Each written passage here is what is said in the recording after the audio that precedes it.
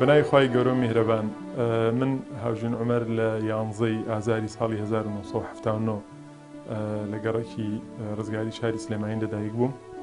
قۆناغی سەرەتاییم لە قوتابخانەی میدیای سەرەتایی تاو کردووە و ناوەندیشم لە ناوەندی زانیاری کوڕان لە گەڕێکی کارەباکە تقریبان تاو کردووە. ئەوە بوو هاوکاتی خوێنی ناوەندی ئێمە ئەو بارودۆخە ئابوورێنە هەموارەی هەرێمی کوردستان و عێراقی گرتبووە کە پێمانەوە حەساری اقتصادیەکە و دوای ڕاپەڕینەکەی هەرێمی کوردستان بوو. دۆخێکی پشێوی زۆر هەبوو و ئێمە وەکو کۆمەڵێک گەنج متەئسیر بوون بەو قەزەیەوە بە شێوەیەکی گشتی ئیقبال لەسەر خوێندن نەمابوو. بۆیە ئێمە بەهۆی بە دەرەجەی یەکەم بەهۆی سەرقاڵبوون بە بژێوی ژیان و ئەو گرانیە نەمانتوانی لەو قۆناغەیە درێژە بە خوێندن بێ. و من لە 2010 سپاس بۆخوا بە پلەی زۆر باشەی باڵا بەشی عەقیدە و فیکری ئیسلامیم تاو کرد لە کۆلێژی بنەماکانی ئاین لە زانکۆی ئیسلامی بەغدا کە ئێستا زانکۆی عێراقی پێ دەڵێن. و ئەوەی ڕاستیش بێ بۆ درێژەدان بە خوێندن. طبعاً هەر لەو ڕۆژەی کە من دەستم کردەوە بە خوێندن خولای ئەوە بووم کە قۆناغەکانی تری خوێندنیش ببڕم. بەڵام خۆتان نەزانن لە هەرێمی کوردستانە و بە تایبەتیش بۆ خوێندنی ئیسلامی و بە تایبەتیش بۆ ئەو کەسانی کە پاشخانێکی سیاسی ئیسلامی یا فکری ئیسلامیان هەبووە زۆر جار عەقەبات دروست کراوە، چکە سێکتەری خوێندنی باڵا و بواری پەروەردە و فێرکردنی وەکو زۆربەی سێکتەرەکانی تر قۆرەخ کراوە. خەڵکانێک بە ئاستێکی نەزمتر بە پلەیەکی نەزمتر و دوور لەم پێوانەکان وەردەگیران لە خوێندنی باڵا، بەڵام چۆنەڵێ خەڵکێکی تر بە حەقی خۆشی وەرنەدەگیرایە ئاستەنگی گەورەی بۆ دروست دەکرا. بۆیە ئێمە دوای تاوکردنی خوێندنی بەکالۆریۆس نزیکەی 4 ساڵ ئێمەیان ڕاگر بە ناوی ئەوەی کە ئەم بڕوانامانە کێشەی لەسەر و دەبێ بە دواداچوونی بۆ بکرێ و ئیمتیحانی هەموارکردنی بڕوانامەکەتان بۆ بکرێ. ئێمە ڕازی بووین بە تایبەتی ئەوانەی کە کێشەمان نەبوو، بە حەقی خۆمان دەمانیست درێژە بە خوێندن بدەین، بەڵام دوای تشکیلکردنی لیژنەیەک لە 4 وەزارەتی حکوومەتی هەرێم نزیکەی 4 ساڵ ئێمە چاوەڕێمان کرد تا ئەو ئیمتیحانە لە 2-3 ساڵی ڕابردووە ئەنجام درا. سپاس بۆخوا ئەویشمان بە قۆناغێکی زۆر باش بەڕێ کرد و زۆر سەرکەوتوو بین.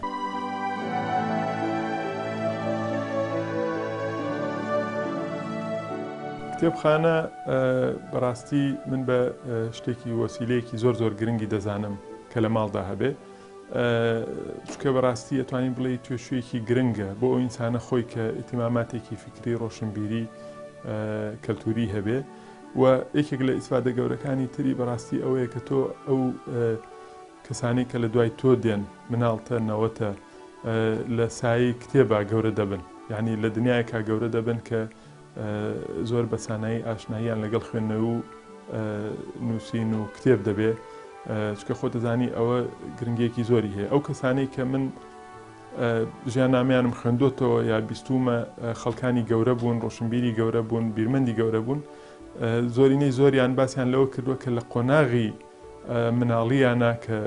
چۆنەڵێ چاویان کردوێتەوە چوونەتە قۆناغەکانی سەرەتایی خوێندن کتێب لە ماڵیانە هەبووە. بە تایبەتیش ئەو کتێبانە زۆربەیان کاریگەوری گەورەیان لەسەر فکری داهاتووی ئەو کەسە دروست کردووە. بۆیە بەڕاستی بوونی کتێب لە ماڵە زۆر گرنگە. ئەگەر ئێستا سەیری وڵاتانی پێشکەوتوی دنیا بکەی، ئەو ئامارانی کە هەن لەبارەی بوونی کتێبخانەی کە بەعری پێوترێ کتێبخانەی مەنزیلی، مەکتەبەی مەنزیلی، شتی سەرسوڕهێنەرمان هەیە. بۆ نمونە ئەگەر بە هەڵە نەبم لە کتێبی ئەلیسلام بین الشەرقی والغەربی عەلی عیزەت بیگۆڤیچ بە ڕەحمەت بێ باز لەوە دەکا فەڕەنسیەکان لە 90% ماڵەکانیان کتێبخانەی تێدایە. پێم وایە بە ئیسرائیل ڕێژەیەکی زیاتری ماڵەکان کتێبخانەی تایە. ئەمە دەلالە لە چیەکە؟ دەلالە لەوە کە ئەم خەڵکە ئەگەر هەر اختصاص و پسپۆڕێکی تری هەبێ، بەڵام هۆشیاریەکی هەیە، جا هۆشیارێکە سیاسیە، هۆشیاری فکریە، هەر هۆشیارێکی ترە. ئێمە بە تایبەتی ئێستا بەداخەوە ئێمە لە کوردستانە ئاراستەیەکی پێچەوانەمان لەو بارەیە هەیە. لە 70کان و لە 80کانە بە تایبەتیش ئەگەر ئێمە بدایەتی 80کان من وەکو تەمەنی خۆم بیرم بێ، زۆرینەی زۆری ماڵەکان کۆمەڵە کتێب هەبوو لابوو تیا بوو. بۆ نمونە کتێبی ڕۆمانەکانی مەکسیم گۆرگی بە تایبەت دایک، بۆ نمونە ڕۆمانەکانی خەسرەوجاف کۆردەرەوانە کە من ئێستا بیرمێ لە ماڵی ئێمە هەبوو. بۆ نمونە گۆڤاری کۆڕی زانیاری کورد کە ئەمانە سەرچاوەیەکی گرنگی ڕۆشنبیری بوون. بەڵام بەداخەوە ئێستا ئەمە لە هەرێمی کوردستان بە کۆمەڵێ واقعی چۆن لە ذاتی و مەوزوعی ماڵەکان هەستەکەی شتێکی وایەنتیان نییە ئەمە بۆ خۆی خەلەلێکی گەورەیەوە لە ئایندەیەکی دوورا کاریگەری گەورە بەجێیەوە.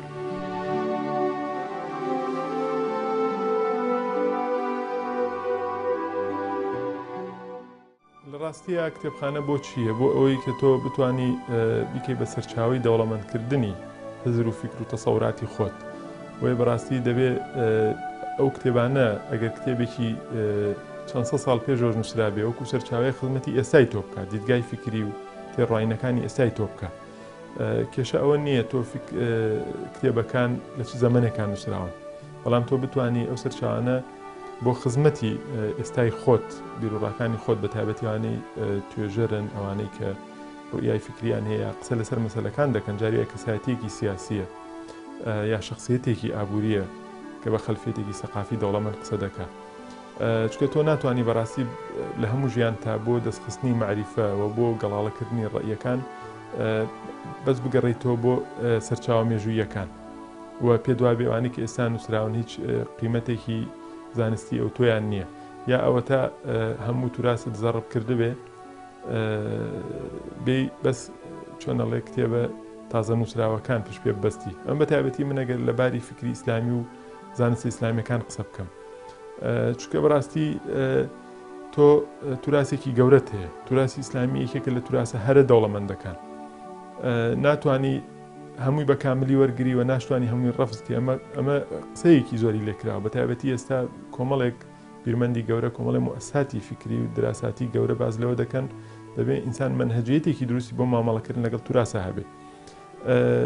بۆیە بەڕاستی ئەوە تۆی کەوا دەکەی ئایا ئەو کتێبە ئەگەر 1000 ساڵ پێشۆژ نووسرابێ چۆن خزمەتی ئێستای پێ بکەیت. من بەداخەوە هەندێک تەوژمە بینم، هەندێک کەساتی دەبینم تەنها کتێبی چۆنەڵێ کتێب و پەڕەزەر بە کتێب دەزانێت، بۆ نەکە قسە ئەەکەی بە تایبەتی ئەو کارکتەرە ئاینیانە بەشێ لە بانگ خوازەکانی هەندێک تەوژمی ئیسلامی هەیە پێم خۆش نییە لێرە نایان بم. بۆ نمونە بە چاوی 1000 ساڵ پێش ئێستاوە قسە لەسەر ڕووداوەکانی ئەمڕۆکەن، ئەوە لەویا کاریگەری سلبی دەرەکەوێت، یا بۆ نە خەڵکانێک هەن هیچ پشت بە توراز نابەستن و ئامادەش نین کاتی خۆیانی بنێ سیرەکەی کە قسەش لەسەر ڕووداوەکانەکەن بەڕاستی هیچ تەئسیل و هیچ چۆنەڵێ هینێکیان نییە، ڕەسەنایەتێکیان لە تەرحەکانێ. خاڵێکی تر هەیە کە تۆ پێویستە مەکتەبەکەت هەموو سەرچاوانەی تیابێ. من هەموو جارێ باز لەوە دەکەم کە ئینسان ئەکرێ قسە لەسەر دیاردەیەکی سیاسی بکەیت، بەڵام لە ڕێچکەیەکی ئەدەبیەوە بۆی بێ یا لە مێژووەوە بۆی بێ. بۆ نمونە ئەگەر سێری نووسینەکانی محەممەد حەسەنەن هەیکەل بکەین، باسی واقعەیەکی ئێستاکە بۆ نمونە، بەڵام دێ ئەیبەستێتەوە بە واقعەیە کە چەند هزار ساڵ پێش ئێستا هەبووە. بۆ نمونە ئەیبەستێ بە بابەتێکی ئەدەبیەوە، ئەیبەستێ بە بابەتێکی ئابووریەوە، یا ئەیبەستێ بە بابەتێکی مێژووی ترەوە. سەرەکی لێوە دێ یەک پەیوەندی جوان لە بینی بیدایەت و کۆتایی بابەتەکەی ئاوەکە سێرەکەی چێژێکی زیاترەدا بە قەزیەکە. بۆیە بەڕاستی تۆ کە بڵێ وەڵام من ئابووری ناسم، ناتوانانی بڵێ پێویستم بە هیچ کایەکی تر نییە، یا سیاسیەکم وڵا پێویستم بەس بە خوێندنەوەی سیاسیە نەخێت. بۆ نمونە تۆ باسی مێژوو بکەین. بۆ نمونە مێژوو یەکێکە لەو شتانەی کە تۆ دەتوانێت خزمەتێکی گەورەت بکات، کە زۆرێک لە ڕووداوەکان دووبارن. ئەو کەسێک کە مێژووی خۆی و مێژووی خەڵکانی تری دەوروبەری خۆی مێژووی نارەکانی شارەزانە بێ، چۆن نەتوانی ئێستای بخوێنیتەوە؟ باشە، یا بۆ نمونە کۆمەڵی بابەتی تر کە دەتوانن خزمەتت پێ بکەن، یا هەتا لە مەسائلی شەرعیە تۆ ئێستا جاری وهەیە حاڵەتێک تازەیە ڕوئەدا، چۆن توراسی فیقی ئیسلامی ئەگەڕی لەوانەیە لە قوشبنێکە شتێک بدۆزیتەوە کە وەکو لە بابی قیاسا تۆ حکمێکی پێدەربکەیت. لەبەرەوە بەڕاستی زۆر گرنگە ئینسان چۆنەڵێ ڕۆشنبیرێکی هەمەلایانی هەبێ، هەمووی بخاتە خزمەتی ئەو بارێک کە خۆی ئەوەکە، هیچ بارێک پێچوانە نییە. من نمونە بە یەکێکی وەکو دکتۆر عەبدولوهاب مەسیری بە ڕەحمەت بێ کە بیرمەندێکی جیهانی ئیسلامی گەورە بوو، یعنی بۆ نمونە لەگەڵ ئەوەی نووسینەکانی چەند قوڵبوون لە باری فکریە، بەڵام دەهات جاری وایە فکری غەربی لە تابلۆی شێوەکارەکانەوە دەخوێندەوە کە چەنێ عەدەمیەت و چەنێ نامۆیی و چەنێ شتی تری پێوە بەندە. بۆیە بەڕاستی تۆ ئەتوانیت لە ئەدەب لە هونەر لەوانە تەسەوراتی فکری هەڵەنجێنی. بۆیە چ بە باری ئاسۆی چ بە باری ستونی کە مەبەستم پێی ڕابردوو ئێستاە دەبێت سەرچاوت هەبێ کە تۆ بتوانێت خزمەتێکت پێ بگەێنێ، وەچ لە باری ستونیش کە تۆ ئەگەر لە بواری بیری ئیسلامیە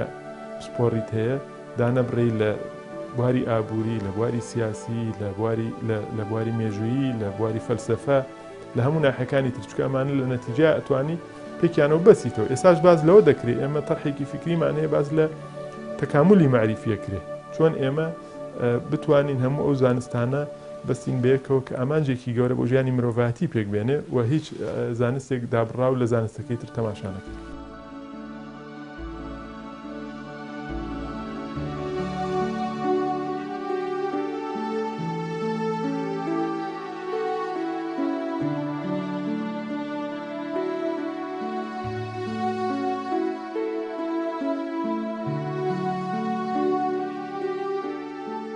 نووسینی من یا بەرهەمی نووسراوی من ئەتوانین بڵێن تعبیرە لە کۆمەڵی قۆناغی جیاوازی دەستپێکردنی نووسینی من. زۆری نووسینەکان چ بە وتار و بێ چ لە سەر ڕۆژنامە و گۆڤارەکان بوو بێ چ لە دووتێ کتێبا بوو بێ ڕاستی ئاراستەیەکی ڕۆژنامە نووسی هەیە، یعنی لە قۆناغێکان نووسراوە کە من لە کاری ڕۆژنامە نووسیا قوڵ ببوومەوە. یەکەم نووسینیش یا یەکەم بەرهەمیش لە دووتێ کتێبە بریتی بووە لە کتێبی ئیرهاب دیموکراسی پڕۆپاگەندە و ڕایگشتی گفتوگۆ لەگەڵ نۆعەم چۆمسکی. نۆعەم چۆمسکی ئەوانەی کە پێیاشنان تەبعاً دەزانن زانایەکی گەورەیە، هەم زانایەکی زمانەوانیە و هەمیش بەڕاستی شتی سیاسی زۆر قوڵی هەیە بە تایبەتی لەسەر سیاسەتی ئەمریکی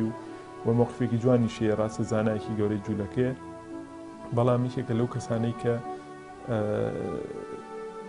زۆرینەی داکوکی لە میلەتە ستەمدیدەکانەکە. ئەم کتێبە لە ئەساسا حیوارێکی من بوو کە ئەتوانین بڵین یەکەم ڕۆژنامە نووسی کوردی بوو کە حیواری لەگەڵەوە کەسە گەورەیە ساز کرده بوو. بە زمانی ئینگلیزی بە نووسین کردمان. تەبعاً لە ئینگلیزیەکە ڕاستە من شارزایەکی زمانی ئینگلیزیم هەبوو، بەڵام بۆ ئینگلیزی ڕسمی تەبعاً من ئیسفادەیەکی زۆرم لە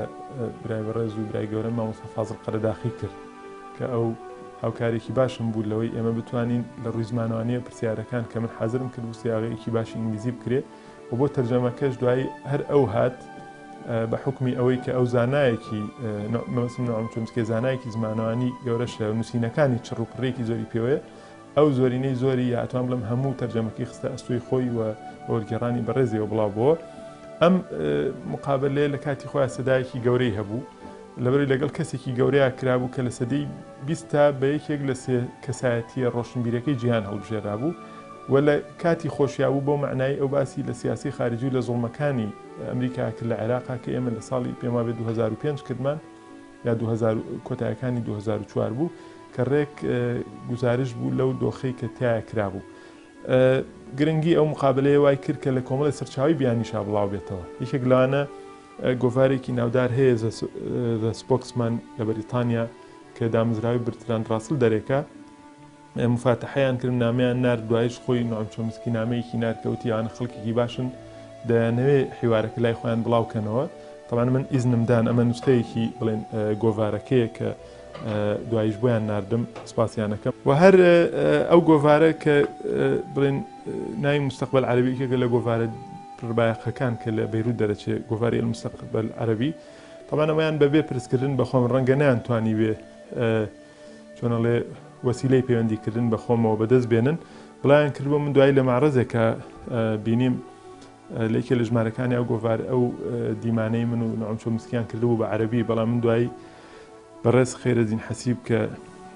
مفەکرێکی گەورەیە و پێم وابێ لە ئەساسی عێراقیەوە خاوەنی ئەو مؤسسەیە و سەرنووسەری گۆڤارەکەی پەیوەندیم پێوە کرد، نوسخەی بۆ ناردم بە خۆشحاڵیەوە و هەر ئەوەمان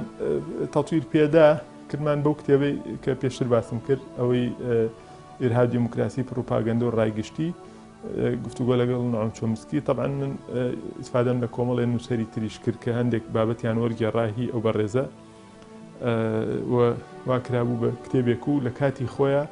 شێ بوو لەو کتێبانەی کە ڕەخبەتی لەسەر بووە، ژمارەیەکی زۆری لە چاپکراو نەما، بەس بەداخەوە ئەو کاتە باری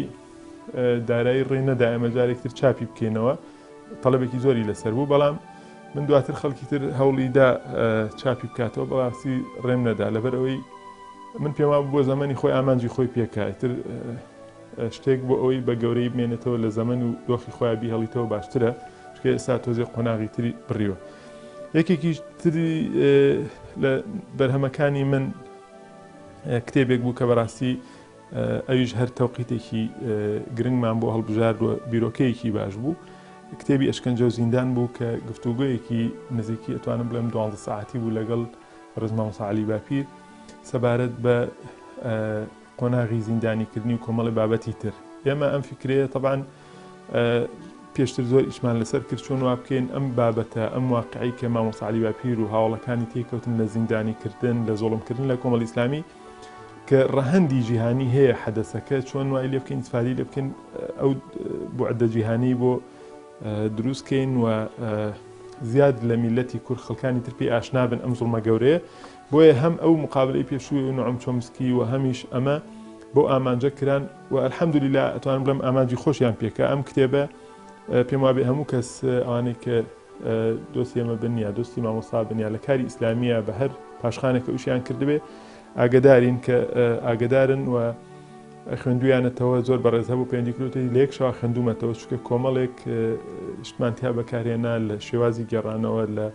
لە مەسەلەن جۆری داڕشتنەوە ئەمانە بەڕاستی چێژێکی هەیەەوە لە خوێنەرەکە کە نەتوانێت دەستی لێ هەڵبگرێ و بەڕاستی محتەوای ئەوەش ئەتوانم بڵێم زیاتر لە 200 پرسیار بۆ حازرمان کرد.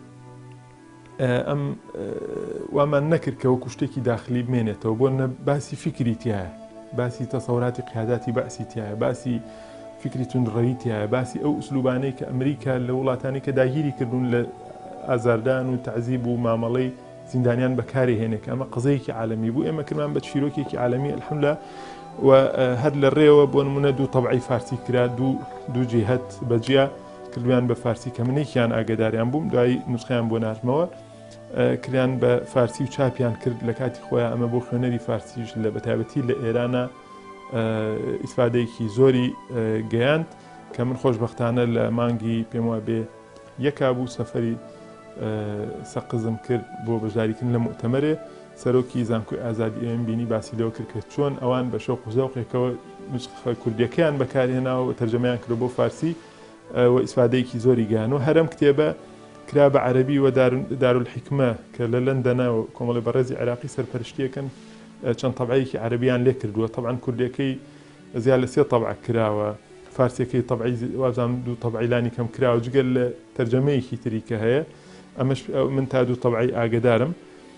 بەداخەوە نوسخەکەی تری تەرجەمە فارسیەکەی ترم لا نییە نازانم ێستا لە مەکتەبەکە لەکوێیە. ئەمەش بەڕاستی جگەل لە کتێبەکە خۆی کە دەنگدانەوەیکی هەبوو و کۆمەڵێ نووسەری ئەمریکی ڕۆژنامەنووسی ئەمریکیش هاتن دیدارێکیان لەگەڵ ئاساس کردین کە ئەم کتێبە بە تایبەتی لە کاتی پرۆپاگەندەی هەڵبژاردنەکان بوو بۆ باراک ئۆباما و کوێنەری دموکراتەکان ڕۆژنامەنووسێکی نزیک لەوان لە ئەمریکاوە هات مفاتحەی کردین دیداری لەگەڵ سازکردین چۆن وا بکەن ئەم کتێبە چاپکەن بۆ ئینگلیزی بڵاویکەنەوە. طبعاً من هەر ئامانجێک لە پشتی ئەوە هەبێ نازانم بەڵام ئەو کاتە بۆ ئێمە گرنگ بوو کە ئەم کتێبە چاپ بکرێ بە ئینگلیزی و لە ناو خەڵکی ئەمریکاشە بڵاو کرێتەوە کە ئەوان وەکو دەسەڵاتە سیاسیەکەیان وەکو سوپای وڵاتەکەیان وەکو خۆیان چۆنەڵێ لینکیان هەبوو بە بابەتەکەوە.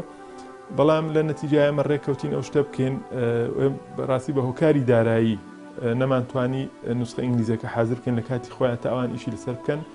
و ڕەنگە ئەوانیش ئیسفادەیان لێ کردبێ بیانیستا ئیسفادەی لێ بکەن بۆچی بۆ هەڵمەتی پڕۆپاگەندەی دیموکراتەکان لەو کاتەیە کە ئەزمموی جۆرج بۆشی کوڕ ئەمەیە کە لە عێراقا کردوێتی بۆ ئەوەی وەسیلێک بەڵام هەر ئامانجێکی تریان هەبێ ئەوەی ئێمە گرنگ بوو لە کاتی خۆیان بگەیشتا بە خوێنەری ئەمریکی بەڵام بەڕاستی ئەمە لەو کاتەیە قودرەی $2000 نەبوو کە ڕەنگە بە $2500 دەمانتوانی ئێمە کەرەسە خاوەکان بۆ بنێرینیان سەرپەرشتی چاپی بکەن. بەڵام ئێستا خۆشبەختانە من ئاگدارم یعنی ئیش لەسەر ئینگلیزیەکەی ئەکرێ. ئەمە ڕەنگە جەدوای لە ڕووی زەمەنیەوە کەمتر بوو بێتەوە بەڵام وەکو دەقێک بمێنێتەوە بۆ سەرچاوە بۆ کاتی خۆی کە خەڵکێک بۆی بگەڕێتەوە ئیشێکی گرنگە. هەمووی ڕەهەندی ڕۆژنامەنووسی پێوە دیارەکە من لە قۆناغێکە سەرپەرشتیم کردوون ئیشم تیا کردوون کە تایبەتی لە کاری ڕۆژنامەنووسی ئیشم کردو. ئێستا کەمێک هەم ئاڕاستەکەم گۆڕیەوە حەزەکەم لە دنیای فکر و توێژینەوەی قوڵتر و زانستی ئەو بکەم. ئێتر لە چۆنەڵێ لە ئەو سەردەمی قۆناغی ڕۆژنامەنووسیەوە لەگەڵ ئیتیمامە فکرەکە تێکەڵمان کرد چۆن بە وەسیلەیەکی ڕۆژنامەنووسی بابەتێکی فکری ئەو بکەین. هاتم زانایەکی گەورەیەک و دکتۆر تاج هەورەلوانی بە ڕەحمەت بێ کۆمەڵێک پرسیارم حاضر کرد کە چۆن نقاشەکەین بەرهەمێکی فیکری ئیسلامی لێ بێتە دەرەوە. ئێمە طبعی کەین الحەمدلله ئەو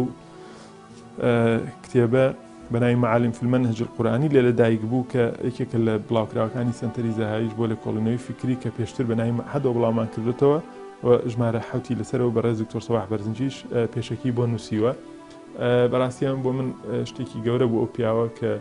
ئەتوانین بڵێ ئیسفادەیەکی زۆرمان تەسەوراتی فکری لە زانست و لە ئینتاجە فکرەکانی کردووە. من زۆر متەئسیریش بووم بە زۆرێک لە ئەفکارەکانی ئیسفادەم لێ کرد. یەکێکی تر لەو شتانە ئیشمان لەسەر کردووە بەڕاستی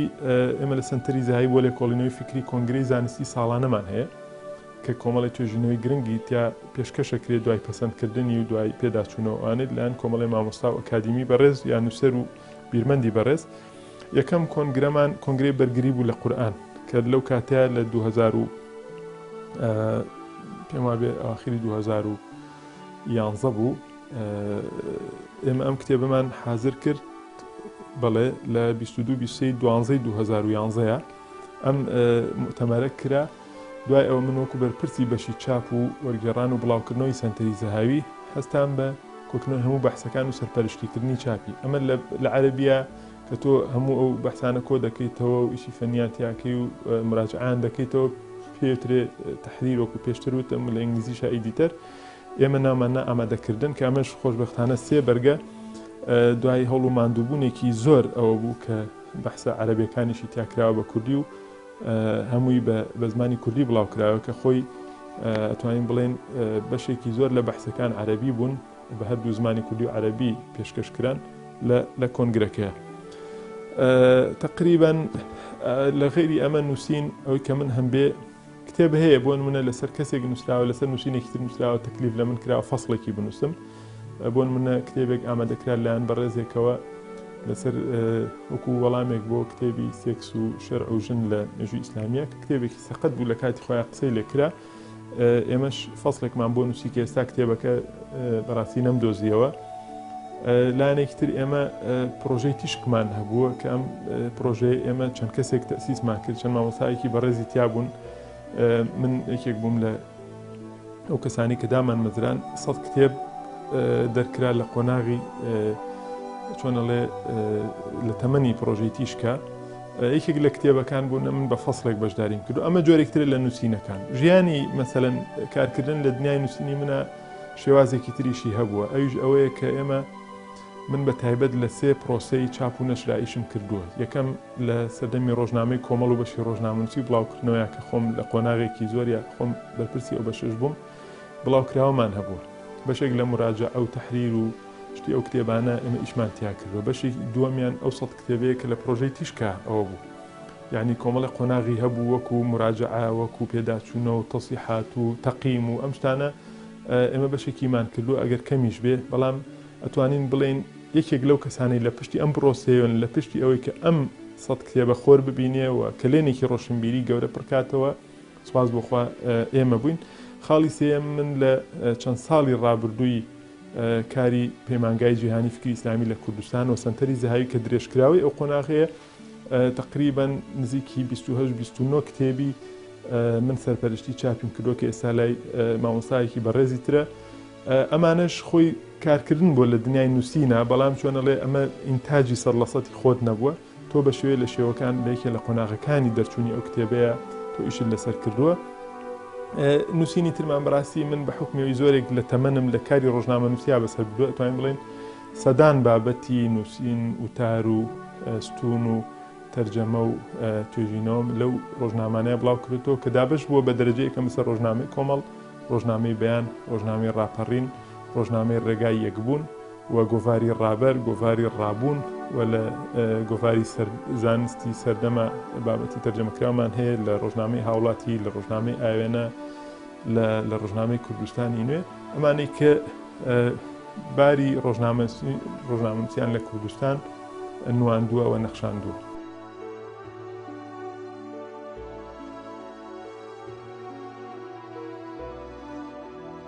ئێمە بە معنایەکی فراوانتر بڵێن جیدالێکی زۆر هەبوو لەسەر چۆنەڵێ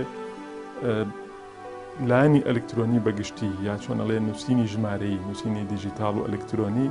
چۆن پاشەکشە بە نووسینی وەرەقیەکە تر هەر لە نووسینەوە هەر لە خوێندنەوە هەر لە متابعکردنەوە طبعاً بەڕاستی ڕاستە ئەوە کاریگەری هەبووە بەڵام ئەوەی کاریگەرەکەی زیاد کردووە بەڕاستی دواکەوتی بەشێ لە کۆمەڵگەکان بووە بەتاوێتی ئەم کۆمەڵگانەی ئێمە کە نەمانتوانیەوە هاوسەنگیەک ڕابگرین وەگەرنا لە وڵاتانی پێشکەوتوی دنیا لە ئەوروپا لە ئەمریکا ئەو ئێمە بیستمانە بەو شێوەیە نییە کە بۆ نمونە دنیای وەرەقی جا بە نووسین بێ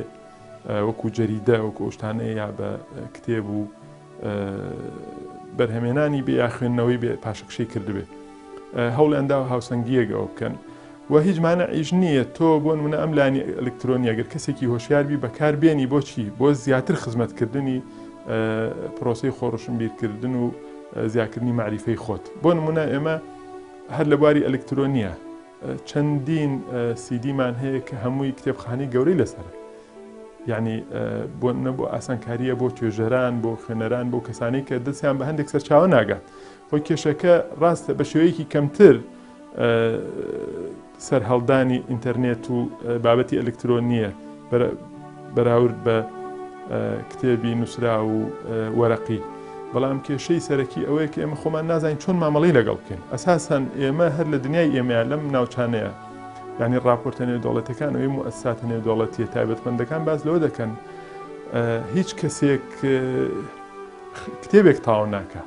یعنی یابانیەکان باز لەوە دەکرێت لە ساڵێکە زیاتر لە 100 کتێبە خوێندنەوە بەڵام زۆرین ڕێژەکان لە منتیقی ئێمە باز لەوە دەکەن کە لە یەک ساڵا کەسێک کتێبێکی پێ تاوا ناکرێت هەتا کەسە ئەکادیمیەکان من بیستومە خەڵگەیە دەڵێ لە ساڵانی هەفتاکانەوە خوێنی باڵای تاوا کرد وەڵام تا ئێستا کتێبێکی تاوا نەکردو کێشەکە لای ئێمە هەر ناخوێنینەوە تا بڵێن وڵاکە کە پرۆسەیەکی گەورەی خوێندنەوەمان هەبووە لایانی ئەلکترۆنی و ئینتەرنێت ئەوەی کردووە ئەگەر ڕاستی تێ من دراسەیەکم بیست دەڵێ گوگڵ زۆرترین یانەی بەکاری هێنن کە سەرڕۆشنبیر و ئەوانن کە توێژینەوەی زانستیەکەن بۆیە بە مطلقی با ئەوە نەڵێن کاریگەری سلبی کردووە بەڵام کێشەکە ئەوەی خۆمان ڕۆشنبیرێکی تاوانین وەگەرنا ئینتەرنێت بۆ کەسی جددی لە بواری خوێندنەوە و توێژینەوەیە کاریگەریکی گەورەی هەیە لە پاش ئەوە ئەگەر ئێمە ئەو کەسانە بووین بۆ پێوانانە ئەو کاتە دەبێ بەراوردێکی ورکەین ئایا تا چەندێک بۆ ئێمە زەرەری هەیە ئەم ئینتەرنێتە وامان لێ کات دوورکەوێنەوە لە خوێندن لە ئینتەرنێتی شا بەڕاستی ئەتوانین بڵێن تۆڕە کۆمەڵایەتەکان زیاتر کە ئینسان ڕائەکێشن بۆ کۆمەڵەشی سیرەکەی ساعتێ 2 ساعت 3 ساعت ڕۆشتووە کە لە بەرامبەر ئەوتوانی مەسەلەن نیو کتێب یا چارەکەی کتێب خوێنیتەوە بە تایبەتیش لە ناو تۆڕ ئینتەرنێتە ئەتوانین بڵێن تۆڕە کۆمەڵایەتەکان کێشیان هەیە بۆیە ئێمە منە گەڕمە بۆ ئەوە گەر خوێنەرێکی باش بین کەسێکی هۆشیار بین و منهەجیەتمان هەبێت لە خوێندنەوەیە ئەتوانین خۆمان کارێک بکەین ئینتەرنێت بکەین بە وەسیلەیەکی ئیجابی بۆ پرۆسەی خۆڕشنبیرکردن و بۆ ئینتاجی معریفە نەک ئەوەی کە کاریگەری سلبی هەبێت.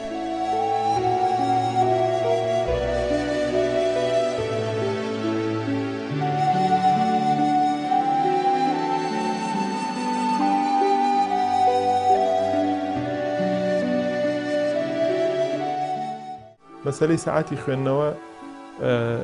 بەڕاستی منیش وەک هەر کەسێکی تر لە ئێستاە ئەتوانین بڵین بە دەست سەرخاڵێکی زۆرەوە بەدەست بێکاتیەوە ئەناڵێنین بۆچی بۆ ڕەخسانی دەرفەتی خوێندنەوە بەڵام من هاتووم ئەگەر چی ساتەکانی خوێندنەوەم کەم بۆتەوە ئێستا بەهۆی مەشغەڵەتی وەکوتم ڕۆژگار ئیتر دەوام بێ کاری دەرەوە بێ یا مەسەلەن سەرقاڵبوون بێ بە ئەو ئەرکە کۆمەڵایەتیانەی خۆت کە لە ماڵەوە بە خزمەتی ماڵ و منداڵ بەسەر شانتە من هاتووم کۆمەڵێک شتم کردووە کە قەرەبووی لانی کەم ساڵانەم بۆ بکاتەوە یەکێک لەوانە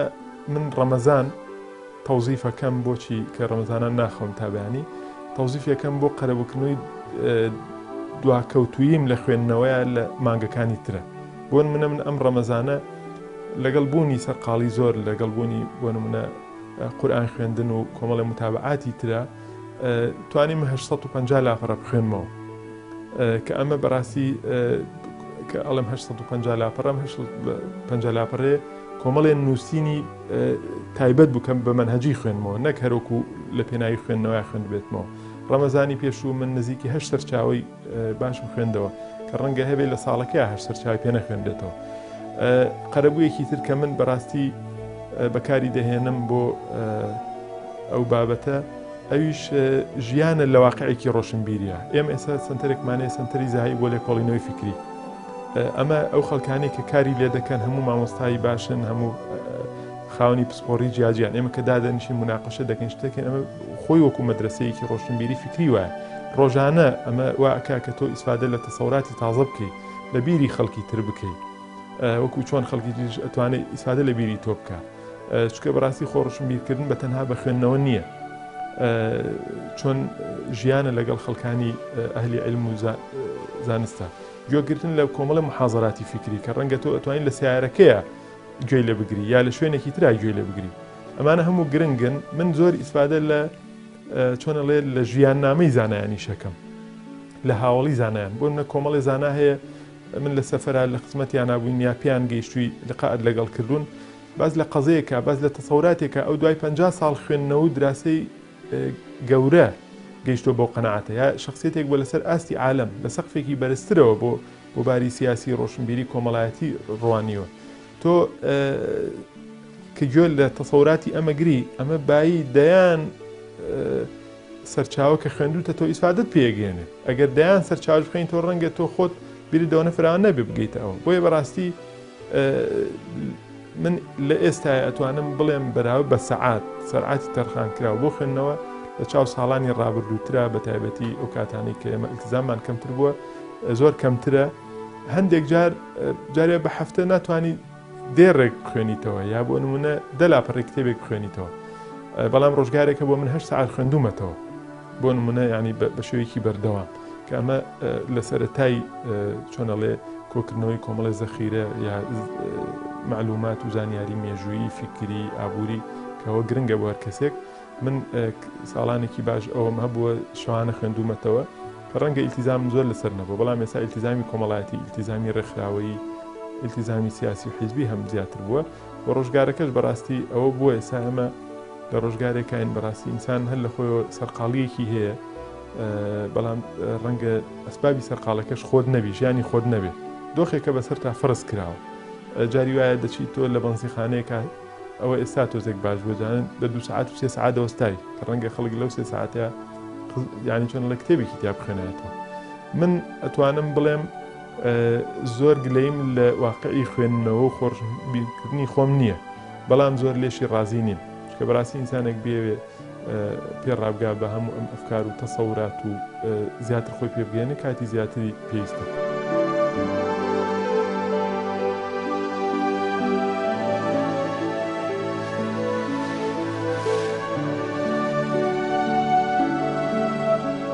خۆی ئەوە غەڵەتە ئەو حاڵەتە کە تۆ